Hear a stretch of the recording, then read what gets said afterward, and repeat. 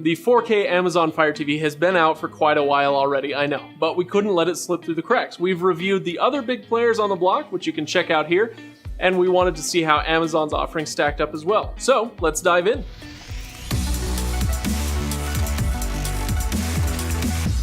Now, the device itself is as simple as it gets, really. 4.5 by 4.5 inches. It's got a sticky base so it doesn't slide around. The top is a matte black and the sides are a glossy black. My point there is just, it looks great. It's really slick. It's going to look great next to your TV.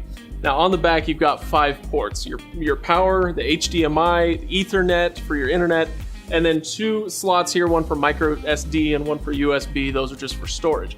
Now, all you need to do to get this going really is just have the power cord, which comes with it, and the HDMI cord, which does not. Plug this into the wall, and then the HDMI cord into your TV, and you're good to go. Simple as it gets. As far as the remote goes, I'd put it somewhere between the Roku and the Apple TV remotes in terms of design. It's got 7 buttons and a directional pad. I really like the look of it. But this button right up here, that's the one you're going to use the most often if you're doing it right. This is the Alexa-powered voice search button. Once you learn it, it works really well. Now, the other thing to note is that Amazon Fire kind of bills itself as a gaming platform a little bit, but this remote does not have any gyroscope in it like you would get with the Apple TV remote. So gaming is a little less tactile and fun that way, but you can get a $50 Bluetooth Pro controller kind of thing, which works a lot better. So if you do want to game on it, grab one of those. Now, as for how it looks, the Amazon Fire TV runs 4K, but not 4K HDR. If 4K is the amount of pixels you're getting in a square inch, then HDR, high dynamic range, is the quality of those pixels. Basically, your colors are better. Darker darks and brighter brights. It looks great. Now, this one, like I said, doesn't do it, but Amazon did just announce a new Fire TV box that'll be coming out soon.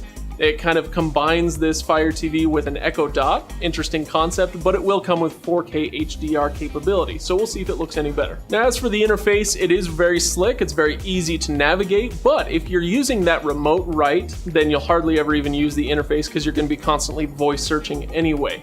Just be aware, this is an Amazon box, and so because it's Amazon, there is a constant pull toward Amazon content, whether you use the interface or the remote. Like I said, it's an Amazon box, no hard feelings there, just be aware of it. Now, as for the competition, price-wise, the Amazon Fire TV is right in line with its competitors. But make sure you add Amazon Prime to that price because for the Amazon Fire TV, Prime is an absolute must. Now, the picture quality may not be as good as the boxes with HDR capability, but it is good. And I like the interface quite a lot, especially the remote with the Alexa search was great. The only thing that was kind of frustrating for me was the relentless push toward Amazon content, but that's just because I'm not really immersed in that ecosystem. If you are, you're gonna love it. Now, as for gaming, again, this is billed as a gaming console in some way, but if you get the controller, that Bluetooth controller, I like it better than the Apple TV, probably not as much as the Nvidia Shield. However, on its own, with no accessories, I like the Apple TV better for games. Now, the nice thing is the Fire TV does blow the Roku out of the water for games. So here's the final word. I like the Amazon Fire TV just fine. It's a nice machine, its operating system is smooth, it's pretty easy to navigate, but I would only ever recommend it to someone who is pretty much fully immersed in the Amazon ecosystem. Every single feature on this device points you toward Amazon stuff. So if that's where you would already go anyway, then great, grab this machine, or the next generation if it's out already. If you are on a different ecosystem though, like Apple or Google primarily, then just stick with their boxes, I'd say. As always, let us know what you think in the comments below, and on your way down, please like this video and subscribe to the channel so we can keep you informed on streaming TV and other home technology. We'll see you next time.